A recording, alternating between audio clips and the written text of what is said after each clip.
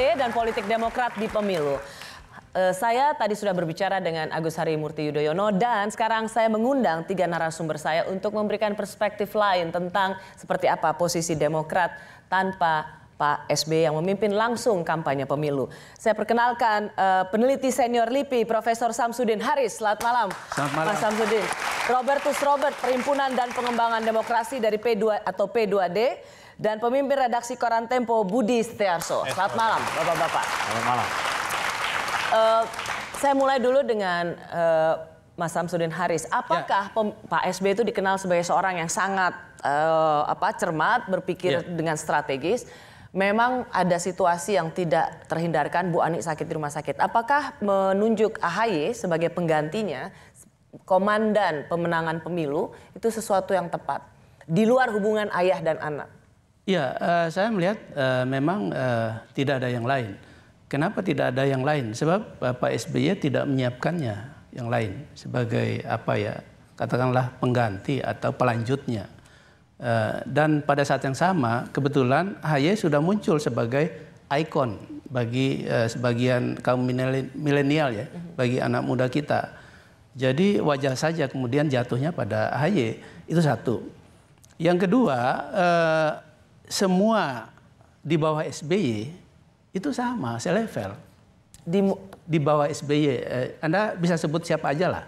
Tidak ada yang lebih menonjol timbang yang lain. Sehingga lagi-lagi jatuhnya ke AHY. Bahwa itu anak dari Pak SBY, ya sesuatu yang tidak terhindarkan. Nah, yang ketiga, saya pikir yang... Jadi ini sesuatu yang memang harus diputuskan oleh Pak SBY. Saya kira dalam situasi Ibu Ani sakit, kemudian Pak SBY mesti mendampingi Ibu, apa boleh buat. Walaupun bagi kami dari sudut pandang akademik, ya tidak begitu bagus sebetulnya ya, dari bapak ke anak. Akan menimbulkan kesan misalnya, ya politik dinasti lah segala macam. Tapi dalam situasi Pak SBY saat ini, Partai Demokrat saat ini, tidak ada pilihan lain saya lihat. Ya. Kalau Bung Robert? Ya, saya kira persis tadi yang disebutkan oleh Rosi tadi, bahwa saya kira keputusan SBY untuk menunjuk Komandan Kogasma ini untuk meneruskan, atau untuk menggantikan dia, katakanlah memimpin partai selama masa kampanye itu memang satu keputusan yang bukan semata-mata karena nggak ada pilihan lain juga sebenarnya, tapi karena memang saya kira Pak SBY dia memutuskan sesuatu dengan satu perhitungan.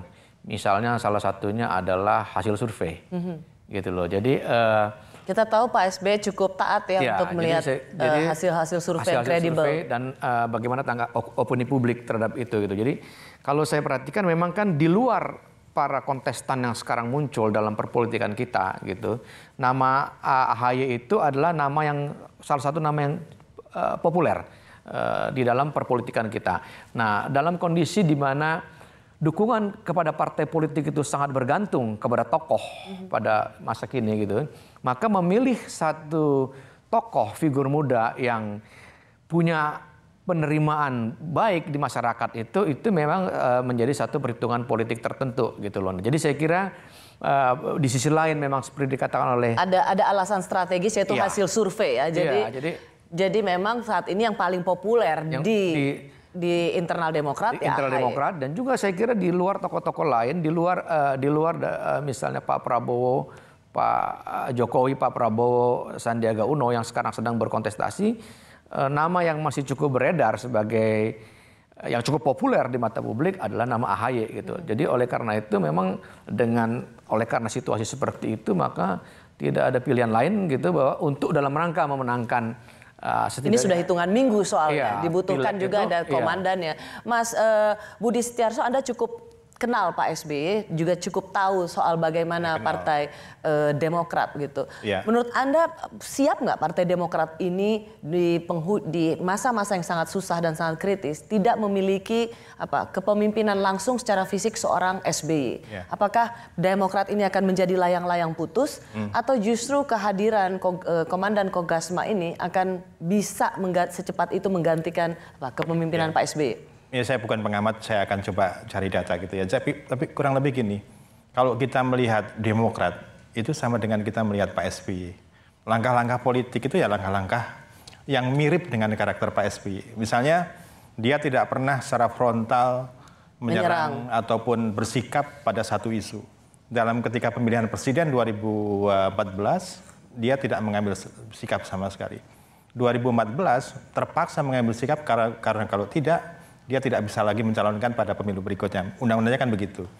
Jadi kalau ingin mempertahankan karakter Demokrat, tidak ada yang lebih baik daripada AHY.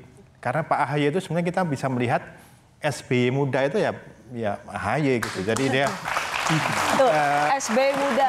Gini. SBY muda ada di Mas AHY itu Anda ingin memberikan narasi yang positif atau narasi yang negatif? Bisa dua-duanya ya. Maksud saya gini. Kalau dia berhasil mengcopy apa yang menjadi keberhasilan Pak SBY pada tahun 2004 kemudian 2009, kita harus catat ya 2009 itu kan kemenangan tertinggi Partai Demokrat 21%.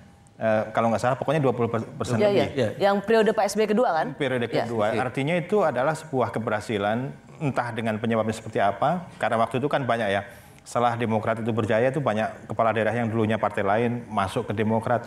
Nah kalau dia kemudian berhasil mengkopi keberhasilan itu, ya AHY bisa positif. Mengkopi keberhasilan Pak SBY, bukan mengkopi. Ya, kan Pak AHY juga berhak punya gaya sendiri dong. Cuman kalau tidak, dia juga punya resiko. Misalnya ketika kita lihat Jakarta, Jakarta itu kan serangan-serangan kepada Pak SBY itu langsung mempengaruhi elektabilitas dari AHY sehingga dia terpental dari putaran pertama dan gagal masuk ke putaran kedua.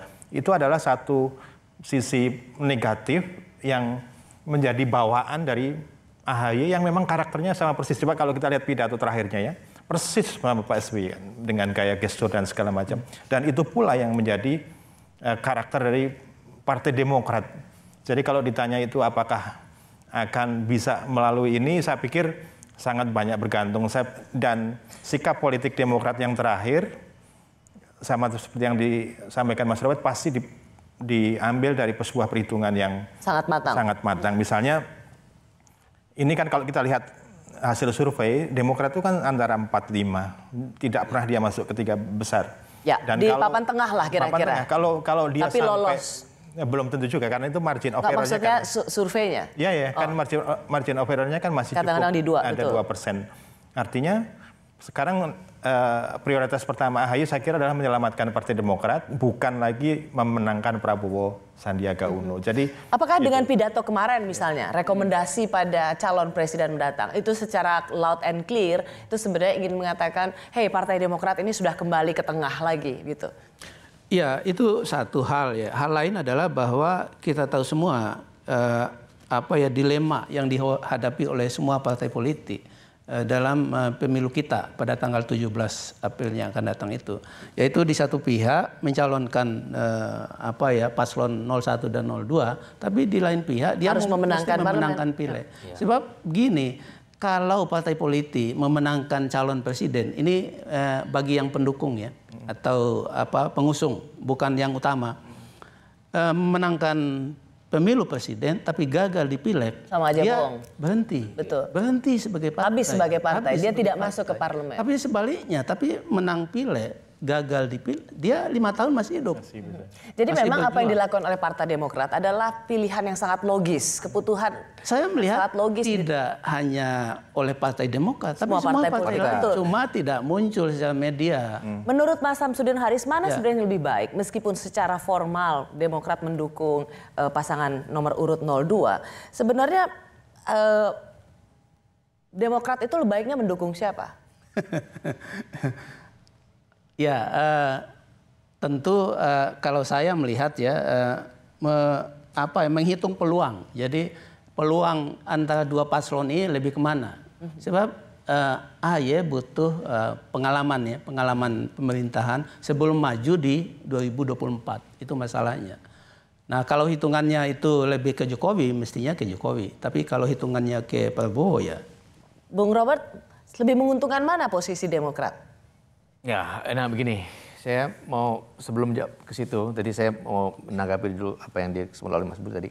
Jadi kalau kita, memang situasi ini adalah situasi yang, situasi dalam tanda petik eksistensial buat AHY, saya kira.